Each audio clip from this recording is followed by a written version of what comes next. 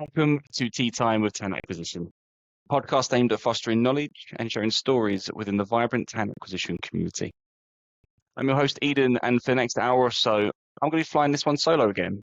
I realise it's been about a year since I last did a podcast by myself, and don't get me wrong, I love the guests that I have on, but sometimes there's a burning topic that I want to also get across to you. And, I've been in recruitment now for 12 years. I've had the absolute pleasure to work with some amazing companies, really watch them thrive from a recruitment perspective, from a strategic perspective. It's really one of the best jobs in the world. We get to help so many people at the back of this. But there's something that's been kind of coming up time and time again, and I think it's only got worse really with the adoption of AI. And I really want to kind of get this point across now so we can really start thinking logically, how can we improve before it gets too far gone?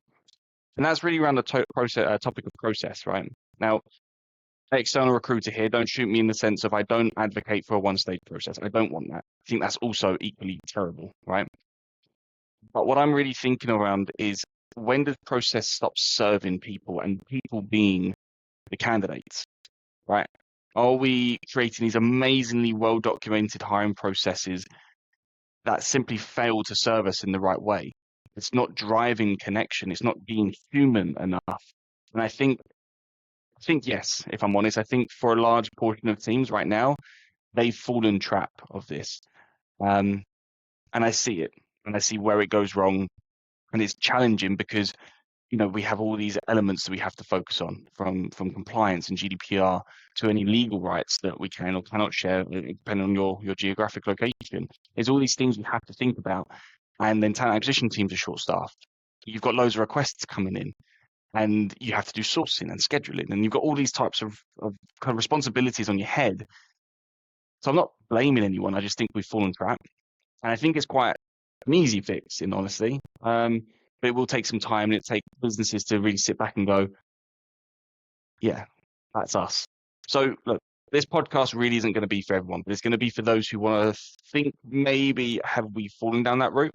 And then I'm going to pose some suggestions of how to unblock it, because I've seen some fantastic teams do this, and it's worked tremendously. And I'm hoping I can kind of give that advice to you, and you can sit back with your teams and go, okay, how do we improve for the rest of 2025 or 2026?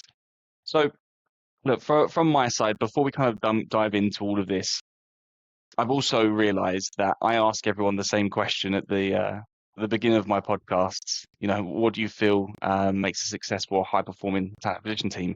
I was speaking to a lady called Julie. So she runs the talent acquisition team for this AI SaaS product that we're hiring for in Germany. So she posed it to me, and it got me thinking. I was like, yeah, I've never actually really answered that. So I'm going to answer it first. One of them is process, right? But that's, I think, secondary. I think primarily, you definitely need the right people in place. You need sales people, in my opinion, right? You need people who love getting on that phone and speaking to people. Now, recruitment is a sales job, in my view. You are constantly trying to understand, is this person right for us and what we need right now? And we're trying to sell each other to each other, right? So first of all, you need to have dedicated salespeople. And then secondary to that, processes come in place, and it's processes that support them to do their jobs in terms of selling, not lead them down the path of administration. So we want to remove as many of those admin tasks. Now, I know everyone's sitting there going, great, Eden, AI is doing that. That's the kicker here is it? Have we now gone too process heavy? We're still not doing the selling. That's the big question I'm trying to uncover, because I think once you get the right balance, that creates the high-performing team. You've got the systems in place that are helping. Then you've got the recruiters who want to do the selling. And I'm not saying, we all don't want to sell. Of course, this is our job, right? But I'm talking about people who live and breathe it. They wake up at 7 o'clock in the morning and cannot wait. I cannot wait to call that candidate. Or they get a rejection, and they're taking it personally, right? And don't get me wrong, when I say personally, I'm not saying they're starting to throw things and get emotionally charged around it, but they use that as a drive. Go, okay, I need to find a better person. I need to go out there again. They're the hardcore sales. Now, not everyone does that. And don't get me wrong, we all have days when we are like that, and we all have days when we're not like that. But I'm talking about high-performing teams, consistent high-performing teams. You need to have some of those individuals in there. Then you make up the remainder of your team. with obviously people who can learn from them and thrive from them. And that's how you create a well-rounded, high-performing team. If you have no one in your team that's like that, what would, how can we get those people there? That would be my question. But to me, that's what makes high-performing teams, or at least the ones I've seen. And you can make, hundreds of hires with a handful of recruiters like that instead of the other way around. The process, like I said, is very heavy here, and that's really what I want to talk about. And really, it's, when you say about is it process, not serving the people, it's like when does control become the bottleneck? Because I feel like process is it's put in place for us to have control, right? It's to know where things are. And process often emerges to, we try to minimize risk. Like we try to ensure that we get back to people in a timely fashion. We give them that feedback, or at least we reject them from the process. And we know where they are in the stages of the hiring process. We know who last spoke to them. We know what the feedback was. And this is where it helps to minimize risk. But when unchecked, they become too rigid. And the whole system stifles agility as a company. Now, in a bigger corporation, maybe you can get away with it. But in small scale or scale ups, too much process, I think it sends certain messages to candidates. And a few of the things that I feel like it really implements, right? And I've seen it firsthand where it's actually costing that business, time, money, resources, or whatever, or circumstances. And these are literally taken from the last 6 months of processes that I've been involved in where I've seen it firsthand. Either, my candidates were in a system in the process, or the company itself, their applicants were in the same situation. Because again, the teams I hire for, we speak quite openly. We have these retrospectives around hiring processes, and you learn and you see where things went wrong and when they went right. So in the last 6 months alone, I've seen missed hires. I think a real obvious example that I can kind of share with you, a business introduced a logic test to all candidates, which is fine. But basically what it then filtered out were how can someone perform in a 14-minute exercise where they have 30 seconds to answer a question instead of that person has 8 years of managing teams and you're looking for a manager. And that person didn't even get the chance to speak because they failed at a 14-minute logic test that they've worked for scaling companies, etc. So it's clear black and white for me that is a missed opportunity. Was that hire the right hire? I do not know. None of us know because they never got the chance to speak. Seen slowed pipelines, so ATS blockages, as I would call them, where we've had an abundance of candidates in stage one, and it's a huge blockage to try and clear them. Saw a post literally yesterday when I before I've obviously hopped onto this, where a lady posted on a Friday. It's a tech role. I don't know actually what role it was. Posted on a Friday. Come on Monday, had to close the role. Had 1,300 applicants. She did break down in the process the percentages of relevancy, and it worked out to be 6% of the total applicants actually relevant. Still 6% of 1,300. It's still quite a high percentage to get through, but she had to go through every single applicant to really understand that's a lot of people. Now, she done it. So that wasn't actually a blockage. But I've seen many cases where 1,300 come in, you don't go for everyone. And you can't. Right? I'm not saying you personally, whoever's listening, but you simply cannot. There is not enough time in your day to do that multiple times a week with your live jobs, right? So we have these blockages that happen where, we have so many in stage one, then we move X amount to short list or long list, X amount to short list, X amount to interviews, and then we have a few people interview, but the rest of the system stops. It just holds until this moves. And the perfect candidate could be sitting there. And I've seen it, like I said, it slows pipelines down because we're waiting for the system or people to update the system. Another example could be interview feedback, right? Someone's had the interview on a Thursday. We still don't have feedback by Tuesday on the system. We're chasing. And so many times I know talent acquisition, this is a big frustration for you guys because you're chasing your hiring managers, but they still don't have feedback. And you're sat in limbo, the candidate's sat in limbo. And again, it's because there was a process in place that the hiring manager, whoever interviewed, had to follow a form. They had to give this specific feedback, and they should. Don't get me wrong, they should. But again, process comes into place where they're not for whatever reason, and it slows things down. That will ultimately lead to a damaged brand. You've got candidates who are in process for too long, or they get no feedback, or they get a boilerplate templated feedback. And that creates a very damaged brand. There's one that's been circulating around. It's actually there's two, right? One is a template where it literally says template rejection email, say something about the candidate's feedback to reject them, and then say, we'll keep them warm even if we won't. Something along the lines of that, and it's just doing the rounds on LinkedIn. Obviously, an incredibly damaging template, and we would all like to think we wouldn't do that. It only takes one mistake, one unchecked template to go out, and then boom, it's out for everyone. The other thing is ATS dormancy, where for whatever reason we haven't closed the job or we haven't rejected the pipeline. And the other example is it's been doing the rounds where someone got rejected. I think it was like 2 years after they'd applied for the job, which is mental, right? Again, how damaging is that to your brand?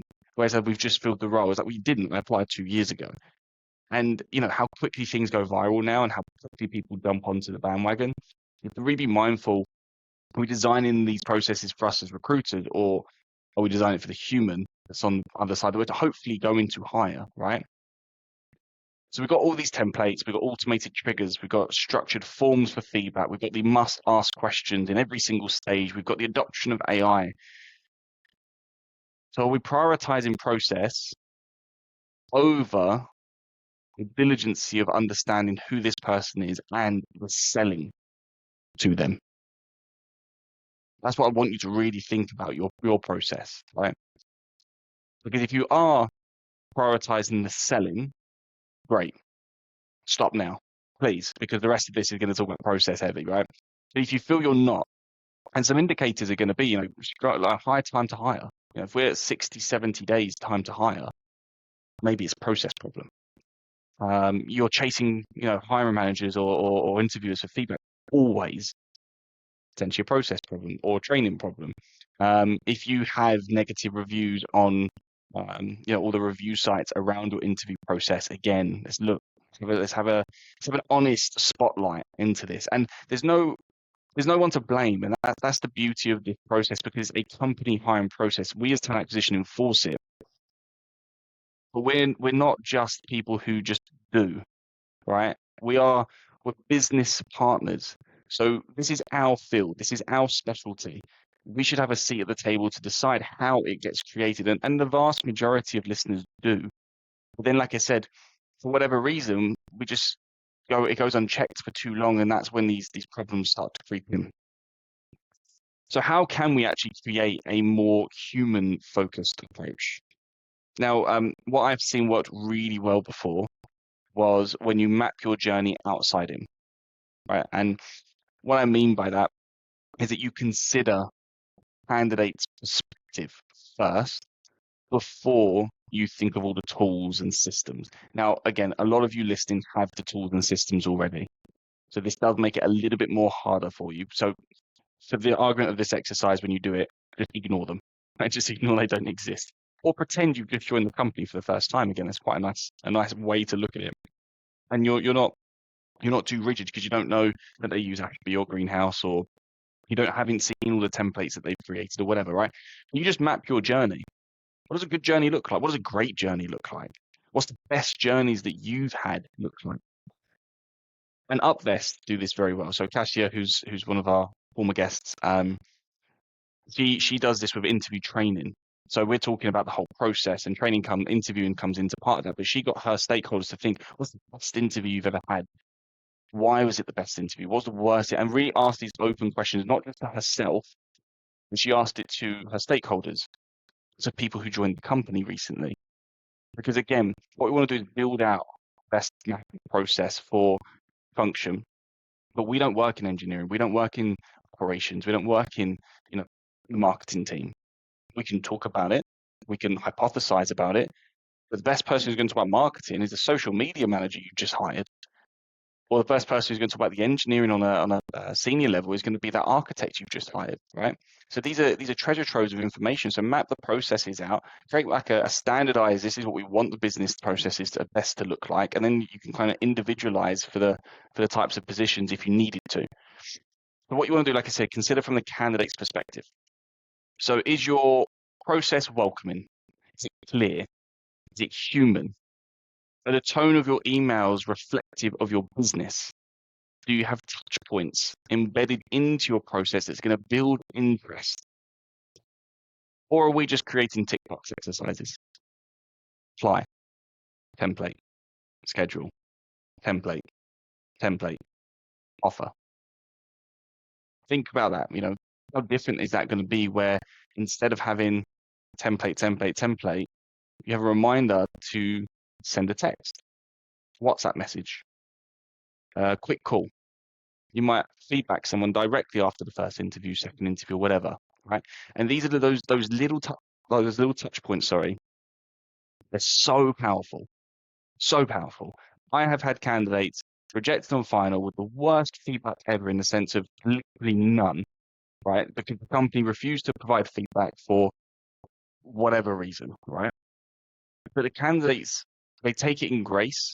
They're more resilient than we think sometimes. But those little touch points that I embed in my process allows me to create a very strong connection with them, where they still work with me. Or they still might go back to that company in the future if I posed it to them. It's not a closed door, because we've kept them warm. We've kept them excited. It wasn't right for this process, whatever, right? So those little touch points are the human side. So how do we build them in? That's what we're going to look at. The other thing is obviously rewriting the voice of your process. And what I mean by that is all these templates that you're created, replace these auto responses with warm messages. It shows intent, right? So these are, like I said, a little bit about those touch points. So the difference between having someone provide you with, feedback on the phone, or if they're open to it on the phone, day later, compared to templated rejection or basic, even if it's like success, right? Even just like you proceeded a week later. It's so, so different. On a call, you can highlight empathy, you can build interest in the right ways. You show that you show the candidate that they are more than a candidate. It shows that they are human to you. You're doing that emotional check with them. And you can hear in their tone as well, how do they feel about you? Are they gutted they didn't get the job with you? If so, maybe you've got someone who's genuinely interested in the business, but there's a potential opportunity in the future that you could still utilize. They'll remember that you gave them the call and you gave them the feedback. On the flip side, say they are interested in proceeding. If you just send a message just saying, great news, Eden, we're going to schedule the final, you know nothing about their other processes. You know nothing about what they're feeling about you. They might have just had some news which prevents them from proceeding forward. Yeah, they might tell you, but you could have got that straight away. You could have gone back to your high manager and said, we've got a problem here. They can't start on this date, but they can start on this date. We can start selling. We change the narrative of that person, right? Another example could be that they might have seen your Glassdoor reviews. All of a sudden, they've popped up and they don't like what they see, but they're easily discussable. And I've had this before. I won't name the company. Berlin-based music tech. Their Glassdoor reviews were horrendous. Right? And they knew that. I knew that. So we tackled it straight away on the first call with the candidates. We said, look, you're going to go to Glassdoor. Everyone does. Most people do, at least anyways, right? And you're going to see this, and you're going to see this. And let me tell you why it's there. And the company know it's there. And this is what we're doing to change the narrative of it. Not change what happened. Can't change that. But we can change how we are moving forward. We can change who we are moving forward. And this is how. And we had no drop-offs off the base of Glassdoor reviews. That was one of their biggest drop-offs before. Because that's the human side of it. It's recognizing there's a potential issue there. Just talk to them about it, human to human, and see how they feel. And again, you can hear, you can see, does it alleviate or does it heighten pressure or kind of anxiety around them? So these touch points, like I said, they're crucial. And if they won't have a call with you, fair enough, you're going to have to send an email. But as best as you can, you want to speak to as many of your live candidates as humanly possible, as often as you can. Even like I say, if it's just a text message in the morning of an interview saying, Aiden, you're going to smash it. Best of luck. Now, if you do it to everyone, it's not bias. If you do it to one or two, yeah, that's a bias process, right? So you got to be fair to everyone. Everyone needs the same support. So if you're going to do it for one, you've got to do it for all. Now, obviously, then our next question is, well, I don't have as much time to do that. In my opinion, unless you're hiring hundreds of people or 10 a month and you've got hundreds of people in process, like you're doing high volume recruitment, which a lot of the listeners don't do from who we have and who responds to me, then in theory you should be able to do this because I do it. I'm in the same job as you. And we have similar number of requirements from the conversations I have with TA specialists. So it's absolutely doable. It takes 10 to 15 minutes per candidate, and usually I have 3 a day, 4 a day, right? And it takes about an hour of my day, fair enough. If I really want to do it thoroughly and then send a nice email after and I want to make it a human touch point. But like I said, these little touch points change the process dramatically. At the end of the process, I know exactly where they are. That person's taking it or that person's not taking it. And I can comfortably go to my stakeholder and say, you're not going to get him. Or you are. Or she doesn't want that salary, she needs this. And it's not me just trying to be a recruiter to say, hey, give us a couple of extra thousand. It's you want her, you have to pay this because she has this opportunity on the table. These are why she's interested in you. This is why she's interested in the other company. You are preference marginally. It's going to come down to the money. Not every company wants to hear it, but that's the truth, and that's the sales part. We're coming in with the information. So what that's really ultimately leading to, I would say, is kind of we're thinking about bringing someone into the process, not just through the process. So we're not just shipping them in and going, see you later. Here's a 1,000-step process. Good luck. But we're really taking a step back and going, I represent you and I represent the business. What can I do to help? That's our role, right? How can I help? And I know a lot of times I speak with talent acquisition specialists, they always do tell me that I'm an advocate for the candidate. Great. And I want you to be an advocate for the candidate. But still, process stops you from being a human to the candidate, and we're just hiding behind emails. It doesn't matter how much you advocate for them after that first call. You don't know what's happening as that process unfolds, right? So a few resources I think that can help get buy-in more into your company and the candidate to buy in more to you as a recruiter. Because again, what you want to make them your friend as much as you can, because then you can not change their decision. I think, people need to make their own decision. But if they're your friend, they're going to lean on you for advice. And you work for the company. So if your company really wants that person, and Eden's coming to you saying, look, what do you think? Well, obviously, you can subtly sell. Like, you told me you wanted X, Y, and Z, and actually the team are offering that. You didn't want this, and fair enough, we are offering that like that. Is that a deal breaker for you? No, it's not. When does it become a deal breaker? Well, all these conversations start unfolding, and you're guiding, you're advising. This is standard recruitment. Don't get me wrong, but like I said, outside of first interview template, second interview template. Again, from the phrase at the beginning, I'm not advocating for a one-stage process. This would not work in a one-stage process. You cannot build enough interest. Now, for freelancers, contractors, yeah, one stage, get it moving. But for permanent, the focus is to find people that are truly valuing your business, driven by the mission, right? So you really want to have these touch points. And you're also going to find they're going to share more to you. And if they share something that you feel actually, oh, it's really absolutely against where we are as a business, because you found out outside of the hiring process, might have saved yourself a recruiter cost, might have saved yourself a headache having to replace that role in the future. Right. So don't just ship people through the process. And a few resources that I think work really wonders. So the touch points to build interest, background, personality, do the weekend, the family orientated, these sorts of things. It doesn't stop someone from being hired, but it helps you build deeper rooted connections. I have a daughter. I think the vast majority of people I speak to now know I have a daughter. And it's not because I'm one of those parents that will just want to shove it down your face and say, hey, I'm a dad, listen to me. No, it's like the vast majority of people that I work with are parents. And it's that subtle connection. There's an understanding. If I'm late to a meeting, I've got a screaming child in the background, they understand. And the same thing with candidates, right? What did you do at the weekend? I took my kids to the park. Brilliant. I just found a really nice park. Let me send it to you. Or, come on holiday. I've just got back from a nice holiday. Again, haven't always just done that, but of course, if it works, you send it to me. You build in that relationship. So those touch points work. Interview prep resources. I know a lot of teams share just a short blurb about, what's expected. I think we can do better. So what we do is we share the company, of course, the job description, interviewer or interviewers, and we share their LinkedIn, and we advise always to go and check them out. We send the objective or call should look like based on what we know, based on feedback, based on what the stakeholders have shared. Any particular areas of feedback based on their resume or first interview or second feedback interview that we can share to them.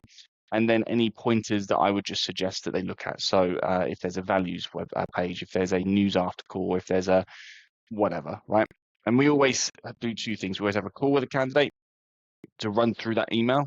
Then they can ask me any questions. I can advise them based on what I know about the business. Say, look, this is what they generally like. They like, clear, concise, controllable answers, whatever it is. And then we always follow up with that email. And it gives them two opportunities. One, to ask me questions on the phone, to really dig into, what they need to know. On the email, they can also come back if they have any other questions. I always do this 2 to 3 days before an interview starts. So they've got time to absorb that information and then do their own prep and homework, right? And those interview preps, like I said, are super powerful. You really start to understand how engaged is this person, right? Are they responding to me timely? Are they taking time out of their day? And the ones that don't, they're not necessarily bad candidates. We hire far, far few of those that choose to not have the support, not because our support is the best of the best and it's going to get you a job or not, but it's buying signals, and usually they've accepted other offers elsewhere, which is fine. We're all adults, right? Life happens. Are we being transparent with timelines? I think a lot of the time I see it on websites where it states the hiring process, right? So expect feedback in 2 days from here, then this, and this. Rarely are they stuck to, and again, that's because ATS blockages, process heavy, whatever. So there is a change. Are we being transparent enough into why that change exists? So don't get me wrong, people go on holiday unexpectedly, it seems. Were sick more unexpectedly, which is fine. I had one recently. There was a delay in the investment being signed off. It's fine, right? It happens. So there's a delay in process or a delay in hiring. If they're stuck in limbo in that ATS matrix that has a template email, they're not going to know. So if you've got a delay, are we calling them or are we messaging them saying, hey, Edom, I'm really sorry about this. It's going to be another week of feedback. Obviously, this has happened X, Y, and Z. How are things going your side? Do we have time or, how your other process is going? And these little touch points, if we put enough friend credits throughout the process, they'll come back and say, no, we don't have time, or yes, we do, or okay, let's see how we can do. And they can delay if they're really interested. Again, it's buying signals. Are you being transparent? Because I can guarantee not everyone is sitting there and going, this is the reason why there's a delay in process. It shows again that you as a company value a person's time. You're being human to that person. Another thing is honest post-interview feedback. I guess how many of us are genuinely open to honest feedback? We might have made a successful hire or not. Are we asking every single candidate for feedback? Again, there's some teams that deploy just a very simple survey, which is, I think, a nice easy route into this. Better route could be having someone or the team dedicated, especially if they've gone like second interview and above, like just some allocated time per week where you proactively try to call people. And again, calling them out the blue for feedback's weird. I do get that. So wouldn't advise that, but you maybe block them. So you maybe send some emails on a Monday and say, look, are you free to have a call for 5 minutes on a Friday? I'd like to share feedback to you and you can share feedback to us. And it's this mutual respect of we both want to improve. And then as a collective team, you back your feedback on a Friday afternoon. That could be a way that works where you get feedback about your process, you provide feedback, you create more human touches, and it's not disrupting your week too much because you're only sending some emails in the morning on a Monday and you're doing your calls on the Friday. Could be a way to get some honest post-interview feedback where you might see blockages or feedback come up that you hadn't anticipated. Again, it's just that feedback loop.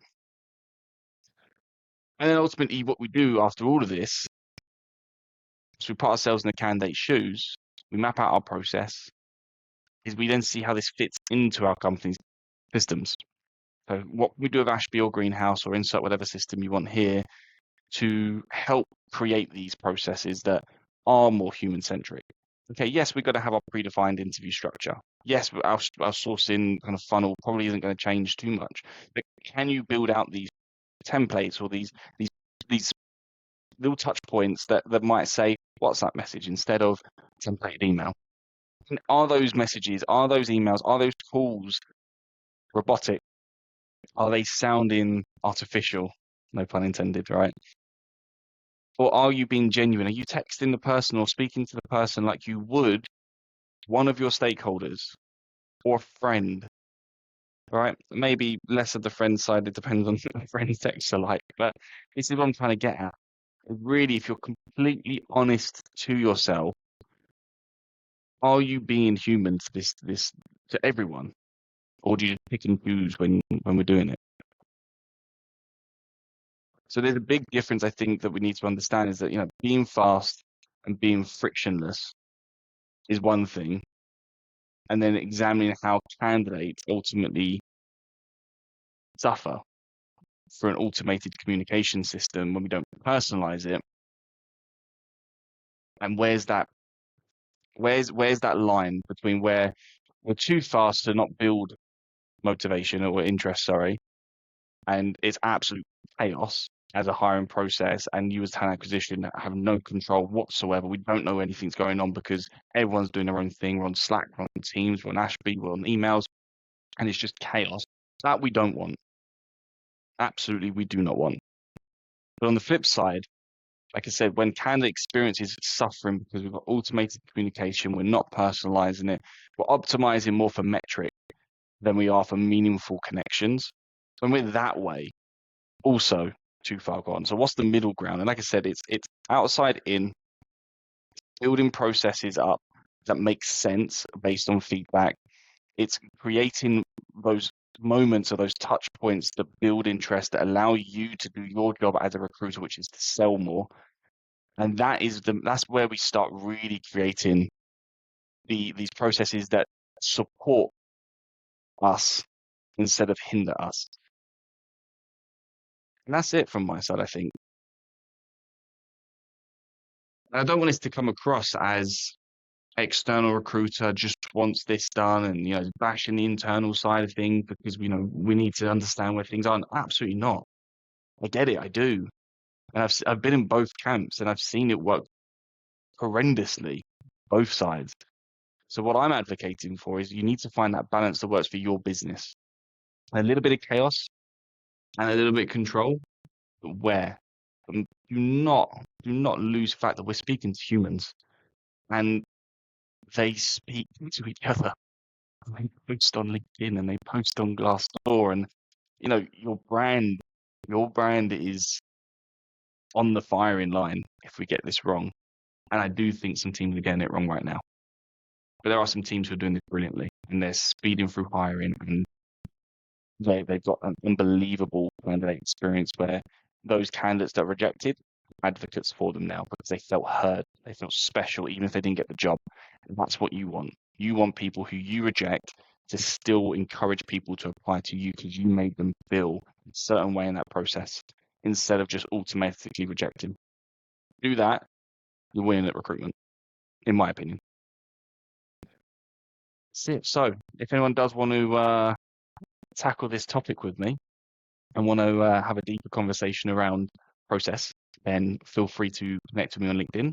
And other than that, thank you so much for once again trusting us. This is the final episode of the season. So for trusting us this season, if you've stuck around for the whole time, massive thank you. If you've dropped in and out of episodes, still massive thank you. I love doing this. It's genuinely one of the highlights of what I do. I get to work with and connect with so many fantastic people. And I really do hope you enjoy the knowledge that we share. And like I said, these small, one-to-one episodes where I might ramble for half an hour, but hopefully there's some good information in there for you. Thank you so much for joining. I'll see you next time.